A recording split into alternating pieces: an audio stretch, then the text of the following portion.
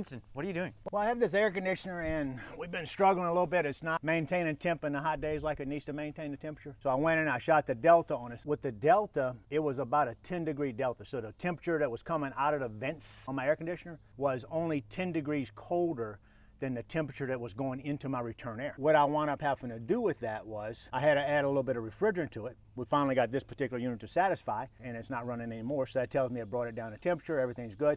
I found a little bit of oil residue around the valve core. So what I did was I went ahead and just tightened it up a little bit. It was a little bit loose, and it's not leaking now, so we should be fine with it now that we charged it. And what is that? So that's a set of gauges. So I hooked the gauges to the unit. It tells me how much my suction side is on my low pressure, and then it tells me what my head pressure is, my high pressure. Through that right there, I can find out what is the temperature of my coil that the air is blowing over in my air conditioner. You need more information? Yeah. Well, let's walk inside. Let's walk inside and let's go look at the unit itself. The evaporator's in the garage there, so we'll look at that. So this is the actual unit that we're working on, this one. So this is an evaporator, so there's a coil right here. The high side refrigerant goes in here, your suction side comes out of here. So it goes in to this coil as a high pressure liquid.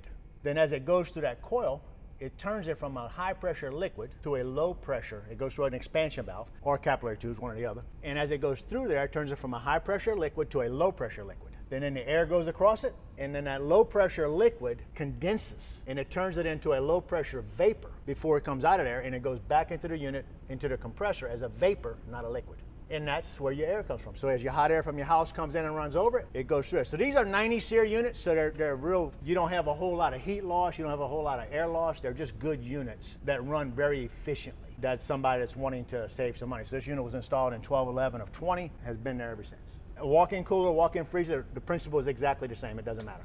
A reach-in cooler, reach-in refrigerator, anything like that is all the same. This right here, Nick, is a return air. So the air for the air conditioner is coming into that right there. It's pulling it through it. It's running it all the way to the unit. It blows it out of these vents right here. So when we take our thermometer, now this thermometer, the further you are away from something, the less accurate it is. So if I'm gonna shoot that wall over there, it's saying 67.2. Get my temperature there again. So it's saying that the wall over there is 67 degrees. So if I shoot the wall right here, 66. So it's off about a degree. So when we shoot that, it's saying 66.2. So that's metal, so that's gonna be a little colder, okay? That metal's gonna be a little bit colder than what that ceiling is. So if we shoot the ceiling is a degree warmer. Yeah. So we're looking for somewhere between, I would like to see a 15-degree difference. That's what they call a delta T. It's the difference in the temperature between what your return air is and your supply. I can feel that supply blowing, so it's running. So we're showing 53 degrees.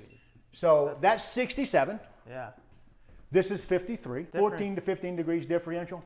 And we just turned that unit on just now because it had already satisfied. So we turned it back on so it run. This right here, because it just started up, it's got the ductwork all the way from the evaporator we were just at.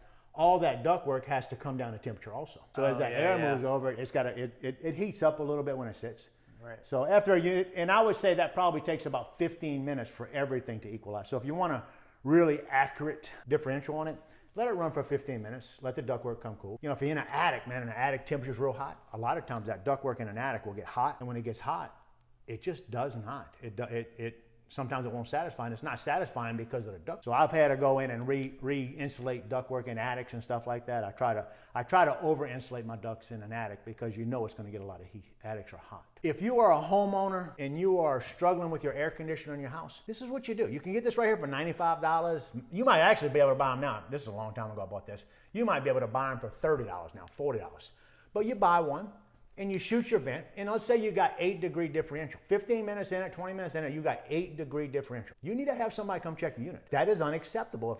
If your temperature drop is only 8 degrees and it's 90 degrees outside, it is never gonna cool your house. And you say, well, I don't wanna pay the money for an air conditioning guy to come out here, they're not cheap. Well, the problem with that is how much money are you wasting on your electric bill every single month because you don't get that repair? I'm looking here and all the blinds are down. We're in the middle of the day, so we're in the middle of the day and nobody's home. But they got all the blinds down so that sunlight ain't coming in and putting a more heat load on their house. And that's a good idea. I mean, if you're not gonna be home and you can lower your blinds and keep that sun from coming in and cooking your countertops and heating up your furniture and heating up everything in your house. I mean, the thing we said just now was that wall right there is showing 64. Now that right there is blowing on it, okay? So that's why that wall right there is so cold. So if we found a different wall that air is probably not blowing on, which all of them right here are, and there's a lot of vents in here. There's one right there, so all these walls are gonna be the same way.